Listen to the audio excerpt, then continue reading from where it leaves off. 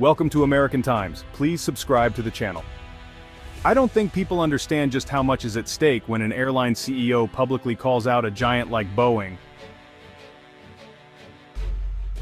The press conference was supposed to be routine, just another day in the world of aviation, with journalists expecting the usual updates and corporate statements. But Michael O'Leary, Ryanair's outspoken CEO, had other plans entirely. He strode up to the podium, frustration and anger unmistakable in his voice, and launched a blistering, unscripted attack on Boeing that caught everyone off guard. O'Leary accused Boeing of repeated delays, shoddy workmanship, and a worrying lack of accountability, painting a picture of a supplier failing to meet its promises. "It's not acceptable," he declared, his words echoing through the crowded room, leaving no doubt about his frustration. He wasn't just venting his anger. He was making a calculated strategic move, using Ryanair's influence and public platform to demand immediate action from Boeing. O'Leary described new planes arriving late, riddled with defects, and placed the blame squarely on Boeing's management for failing to deliver on their commitments. This wasn't a private negotiation behind closed doors. It was a public ultimatum, broadcast for the world to see. Airline CEOs rarely air their grievances so openly, but O'Leary thrives on disruption and controversy, often using the media as his stage. His message was crystal clear. Ryanair would not tolerate being let down by its most crucial supplier, and he was willing to risk public fallout to make his point. The spectacle was dramatic, but the stakes were very real. Ryanair's ambitious growth plans depended entirely on Boeing's reliability and timely aircraft deliveries. For years, tensions had simmered beneath the surface of this vital partnership, with both sides needing each other but often clashing over terms and expectations. Ryanair's entire empire was built on Boeing's 737s, and now that once solid foundation was beginning to shake, threatening the airline's future. O'Leary's outburst was a high-stakes gamble, a bold attempt to force Boeing's hand and bring about real change. He leveraged not only his own reputation for fearlessness but also Ryanair's massive buying power to demand accountability and improvement from Boeing. The world's aviation industry watched closely as O'Leary drew a line in the sand, signaling that the old way of doing business was no longer acceptable. The status quo, he warned, was over, and the future of Ryanair and perhaps Boeing now hung in the balance. To truly grasp the impact of O'Leary's recent attack on Boeing, you first need to understand the unique and powerful bond that has existed between Ryanair and Boeing for decades. This isn't just a typical business relationship, it's a partnership that has shaped the very landscape of European aviation. Ryanair's entire business model is built around the Boeing 737. By operating just one aircraft type, Ryanair achieves maximum efficiency, streamlining everything from pilot training to maintenance and spare parts. This single fleet strategy slashes costs dramatically, allowing Ryanair to keep fares among the lowest in the industry and to turn quick turnarounds into a competitive advantage. For Boeing, Ryanair is far more than just another customer. It's a living flying showcase for the 737's dominance in the low-cost carrier market and a key reference for other airlines considering the aircraft. Ryanair's massive, repeated orders have kept Boeing's production lines humming, especially during tough times when other airlines cut back on spending or delayed deliveries. The relationship is one of mutual dependence. Ryanair needs a steady supply of new planes to fuel its relentless growth, while Boeing relies on Ryanair's huge orders to compete with Airbus and maintain its own market share. For years, this partnership worked seamlessly. Ryanair got reliable jets at unbeatable bulk prices, and Boeing enjoyed a loyal, headline-making buyer that helped cement the 737's reputation. Their alliance didn't just benefit both companies, it shaped the entire European aviation market, with O'Leary and Boeing executives often seen celebrating new deals and milestones together. But now, that long-standing trust is unraveling, and the tone between the two giants has shifted from celebration to confrontation. The public fallout signals a deep rupture in what was once aviation's strongest and most envied alliance, sending shockwaves through the industry. Both sides now have much to lose, financially, strategically, and in terms of reputation. The stakes have never been higher, with every negotiation and public statement closely watched by competitors, investors, and regulators alike.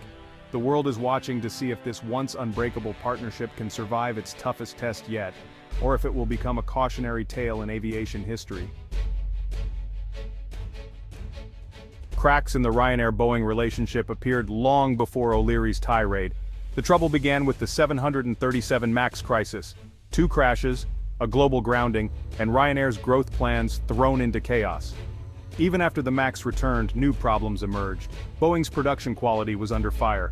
Reports of sloppy workmanship and delivery delays piled up. For Ryanair, every defect meant lost time and money. The delays stretched from weeks to months, forcing Ryanair to cut flights and cap growth. O'Leary's patience wore thin as Boeing failed to deliver on promises. The partnership, once a strength, became a liability. O'Leary had stood by Boeing during the MAX crisis, expecting loyalty in return. Instead, he felt abandoned.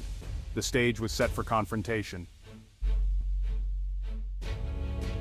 Ryanair's frustration boiled down to broken promises. Boeing repeatedly missed delivery targets, forcing Ryanair to slash its summer schedule.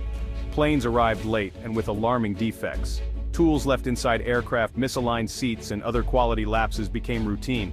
The Alaska Airlines door plug incident was the final straw, confirming O'Leary's worst fears.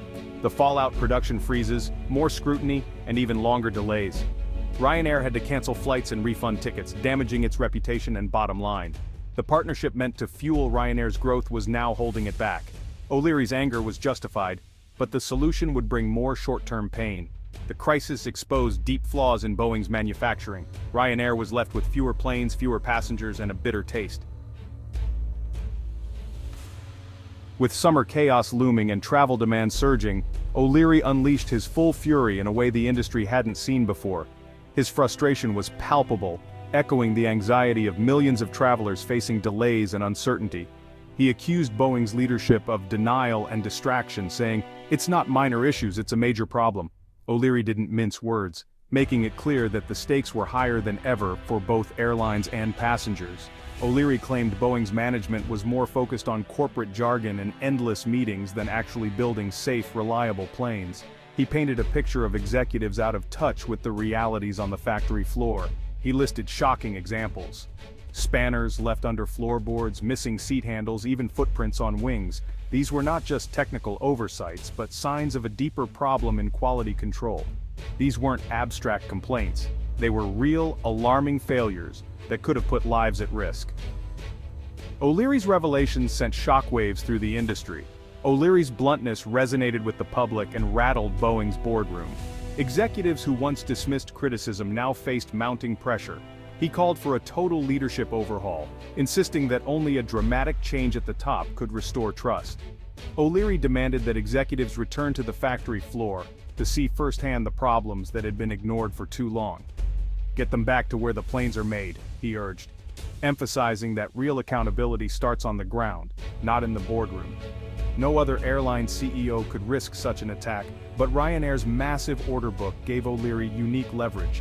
He knew Boeing needed Ryanair as much as Ryanair needed planes. In that moment, he became the voice of frustrated customers everywhere, channeling their anger and disappointment into a public demand for change. His anger was both genuine and strategic, a calculated move to force Boeing's hand and demand that the company fix itself before it was too late. O'Leary wasn't just asking for planes, he was demanding a cultural reset at Boeing.